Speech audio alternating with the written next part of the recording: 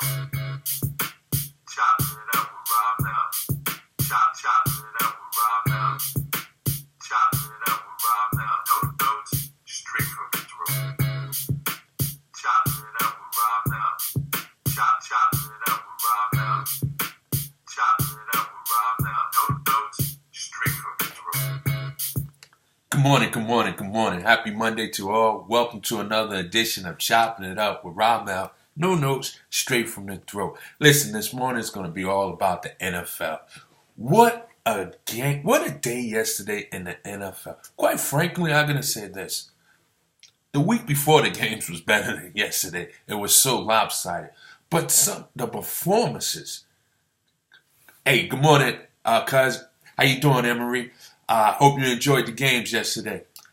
What a performance that Tom Brady and Matt Ryan put on yesterday in these lopsided games. What a performance that we saw.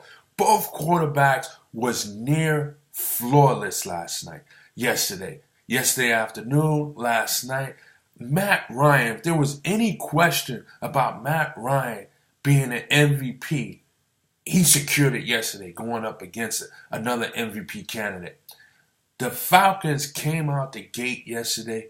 They played catch me if you can. If you can't, it's going to be a long afternoon for you. First of all, Matt Ryan. Matt Ryan was 27 for 38 with 392 yards. Threw for 4 touchdown passes. Hit on 8 receivers. He was just flinging the ball all over the place. He had a QBR of 98.4, and he had a passer rating of somewhere around 139. 139. Can you get any better than that? Can you be any better than that? As the Falcons played their last game in the Georgia Dome, as the Falcons was hosting a playoff game against a hot Aaron Rodgers team, they just beat up on them 44-21. Listen, I felt that this was going to be a high-scoring game, and I thought that it was going to be whoever scored last would win the game, and I thought it would just go back and forth. Listen, I also said whoever turns over the ball is going to have problems. Well, Green Bay had a fumble. They had a fumble, and they also had an interception. But what I thought was bigger than both of those, and it doesn't count as a turnover, but early on in the first quarter when they missed that field goal. When they missed that field goal, it set the tide for them to play even more catch-up ball because the Falcons had scored, and they scored again, and now you're down 14-0. Instead of maybe 7-3, having a little momentum, a missed field goal. And this is the same guy that kicked 56 and 50 with pressure on him last week. He comes in here a little chippy from like 44 or whatever it was. He misses it, and it set the tone in the wrong direction early for the Green Bay Packers. That was almost like a fumble or either an interception. And that was a turnover. You want to know the truth? That was a turnover. It served as a turnover because on that next set of downs that Atlanta had, they used that possession. They scored again. You look up, it's 14-0. And again, it was catch me if you can, and they could not catch him. They could not catch up to him. They couldn't do anything right. They had no running game to offset the passing game, and they just couldn't keep up with Matt Ryan and Atlanta Falcons. I mean, what a performance that we saw by Matt Ryan. Is this the Matt Ryan we're going to see for the rest of his career? If so, we're looking at a top 5 quarterback for the next seasons to come. It was just a masterpiece by Tom Brady. I don't know by Matt Ryan. I don't know if you give the credit to Shanahan, but I tell you what, they came out there focused. Julio Jones, if there was a question about his turf toe, he answered that. 9 catches, 180 yards, 1 for 73 yards, 2 touchdowns. Just magnificent. The defense of the Atlanta Falcons was much stronger than anyone anticipated. There was pressure on Rodgers a couple of times. They got a couple of sacks over there. Just speaking of sacks, Matt Ryan, no sacks. Offensive line held up for them. I give Green Bay a little credit. They did stuff the running game, but it didn't matter when you're throwing 392 yards in the air. Just a tremendous performance by Matt Ryan and Atlanta Falcons. What Dan Quinn has done in 2 seasons, coming over from Seattle, and I made this reference yesterday. You know, everybody talks about Doc Rivers being this great NBA head coach. He won the championship with Tom Thibodeau. We all know Tom Thibodeau was the mastermind behind the defense. The minute he takes a position in Chicago, Doc Rivers hasn't smelt a finals since. He has not smelt the finals. I bring that up because everybody talks about Pete Carroll being this great coach and what he's done in USC and how he led Seattle to 2 Super Bowls. But Dan Quinn was on that. Dan Quinn was on that coaching staff as the defensive coordinator. Since his departure and since he took on the assignment and accepted the head coaching position with the Atlanta Falcons, the Seattle Seahawks has not smelt the Super Bowl since then. And here we got Dan Quinn on his way to the Super Bowl. And Tom Thibodeau may have made a trip to the finals had Derrick Rose never got injured that 1 year when it was having that great run. So that's my reference in coaching. Dan Quinn, he has done something to this Atlanta defense that is just magnificent. He got these guys running. I mean, you know, you check the box scores. Vic Beasley, who's their best defender, didn't even have a tackle, a sack. He didn't have nothing. He had zeros across the board. I'm sure his presence was felt. But at the end of the day, they got a mentality over there that they believe now. And this Atlanta Falcons team is going to be dangerous come 2 weeks from now, and they're going to be dangerous for seasons to come. What an effort by Atlanta Falcons yesterday. There's a lot of credit to be given around, but it starts with Dan Quinn. He changed the culture over there, and my goodness, it's fun to watch. The offense might be the best offense on turf since maybe the Rams with Kurt Warner, Marshall Faulk, and those wide receivers. Question is now, hey Joe, how's it going? What about Kyle Shanahan? Here's what happens. There's Matt Ryan having this MVP season under the watch of Kyle Shanahan.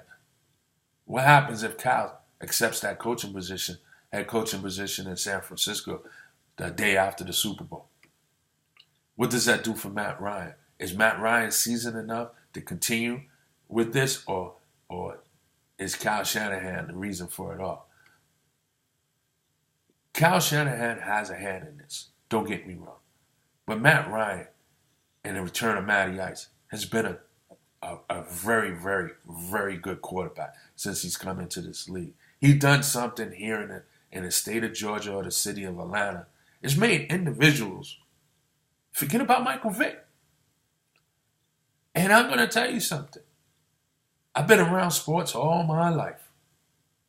I'd never seen a city love and embrace a player as much as they did Michael Vick, especially for someone who didn't win. Sure, in New York, Derek Jeter was the man. They loved him. Reggie Jackson had a stretch. Even Goodman and Strawberry had a stretch. But all of them won championships. Michael Vick never won anything. Stayed in trouble off the field. But the love that they have for him here, it's strong. It's deep. But Matt Ryan made them forget that. Matt Ryan, I can't say enough about him right now. What a season he's had.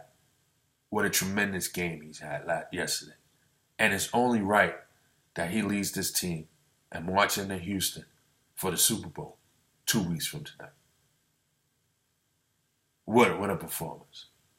Moving right along to the AFC, and this was a little bit lopsided, but unlike Green Bay, Pittsburgh may have a little bit of excuse. Bell got hurt his groin. He could not play the whole game. And boy, did they miss him. Did they ever miss him? When you talk about MVPs, we know who's the MVP on the Pittsburgh Steelers team, and that's Bell. They couldn't do anything without him. The running game was non and void. They just couldn't do anything. Big Ben, he done his best to try to bring this team together, but without the running game, they just didn't have it. And I'm going to tell you something. I thought the New England Patriots was kind of unknown team or unnamed defensive players. That defense is stronger than what I thought it was. It ain't all about just Tom Brady. This defense is pretty strong. They was giving pressure to Pittsburgh. Yes, they was. But we talked about how Matt Ryan was flawless. Tom Brady must have got a little bit jealous. Said, hold on. I'm the GOAT. This is my league. He saw that game. He said, whoa. Before you anoint this guy, let me show you who I am. Or let me remind you who I am. All he did was 32 for 42 for 384 yards. 3 touchdowns.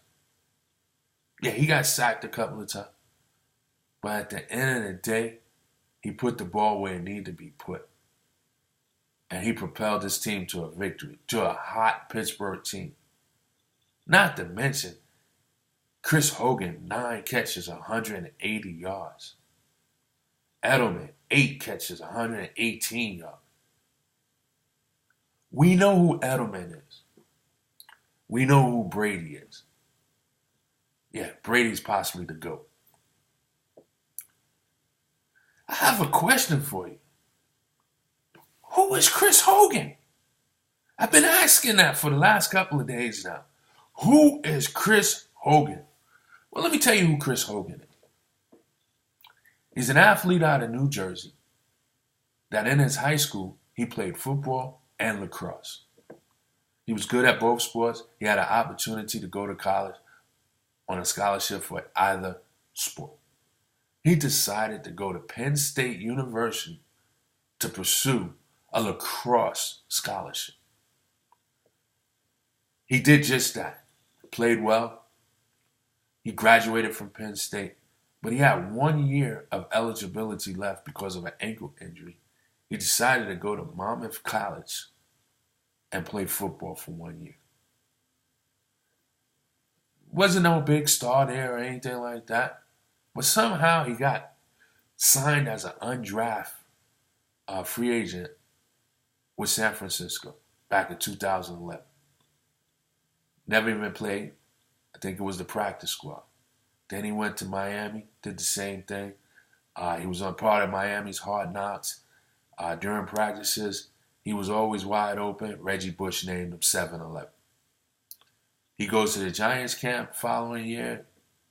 Same situation, practice squad, whatever the case is. Prior to coming to Miami this year, prior to coming to New England this year, he played 3 seasons with the Buffalo Bills. He played in every game. Out of those 3 seasons, he started 6. Combined, he had less than 100 receptions, less than 1,000 yards. He did manage to have 6 touchdowns in 3 seasons, and he also threw a touchdown to Tyrod Taylor, maybe on some flea flicker or something like that. No big news.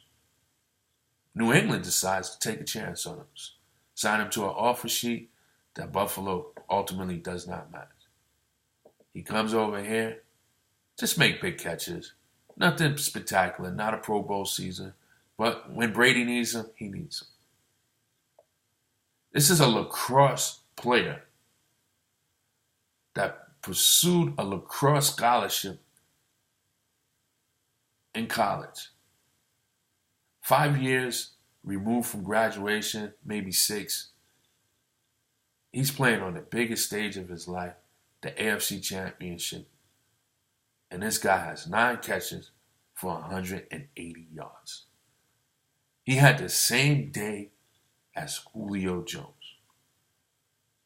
I bet in his wildest dreams, he would never thought he would have the day similar to maybe the game's best wide receiver, Julio Jones. In fact, he outplayed the game's best, possibly the game's best receiver in Antonio Brown. Chris Hogan. Is this more about Chris Hogan?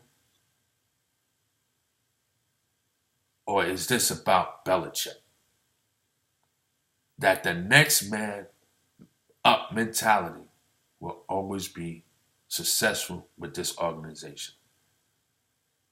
If you're a player on the New England Patriots, all you have to do is stay ready, stay focused, be prepared. Because your alarm is going to go off.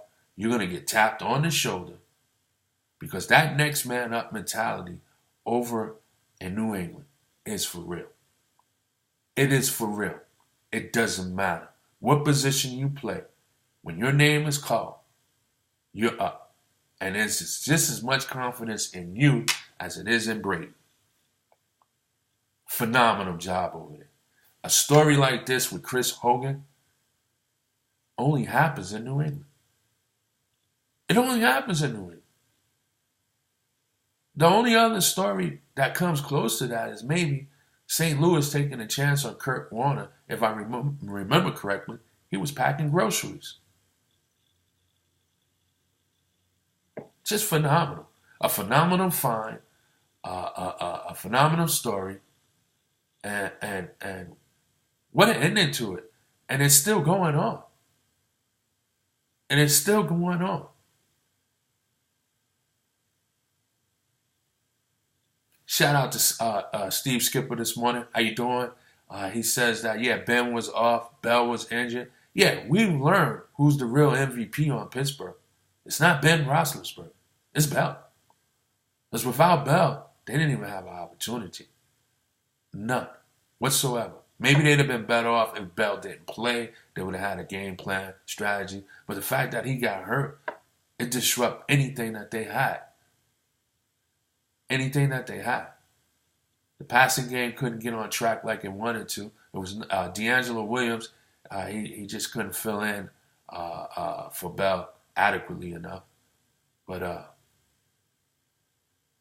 what a game yesterday for Tom Brady. Again, flawless. Just flawless. I know we don't count the playoffs for MVP, but after watching Tom Brady, I see why in only 12 games, why this guy is considered as an MVP. And it won't surprise me. We're talking about possibly the GOAT at quarterback. I'm a Jet fan. I don't like New England. I don't like Tom Brady. But as I said many times before on this show, I'm a fan of a team, but I'm a fan of the sport. Bigger and first.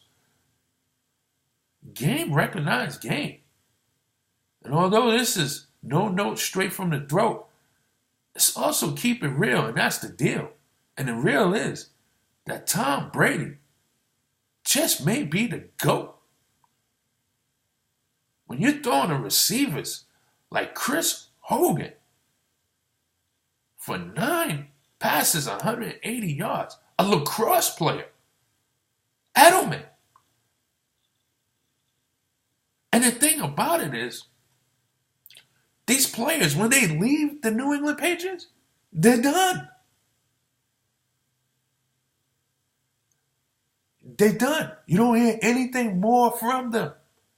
From Randy Moss to Woodhead to the wide receiver, I forgot his name. He left and went to Denver. Once they leave New England, you hear nothing more from them. Where's Ocho Cinco? You hear nothing from these guys anymore. Ben Verrett, where's he at? But when they have on a New England uniform, these guys are like Pro Bowlers, man. They're like Pro Bowlers. The system over there is for real. They're playing with the GOAT that makes them better. Outstanding. Outstanding. Well, that's going to do it for me today as I prepare to get ready for work. But I'll be remiss if I didn't say this. 2 years today, dressed as I am, we laid my mom to rest. Just want to say God bless you, Mom. Your legacy continues on. We love and miss you every day. And it's not a day that we don't go by, that we don't think about you. Not only just your children and grandkids, but also friends and other family members. Constantly they're thinking about you as well. And I just hope that we as a whole continue to make you proud. Again, God bless you, Ma. Love and miss you. Never forgot. That's going to do it for my show. And I want to thank Skip. He just texted in Wes Walker. Yes, that's the guy. Never heard of him again. Maybe a half a season in Denver for a little while, but after that, you never heard of him again. It's the system. It's Brady. But I'll see you guys in 24. We got a lot to talk about this week as we lead up to the Super Bowl. I won't be giving any predictions no time soon, but I'm down here in the city of Atlanta, and I know the city is buzzing. So we'll be chopping it up throughout the week. Y'all have a blessed day. See you in 24. Peace and blessings. This is Ramel from Chopping It Up with Ramel. No notes, straight from the throat.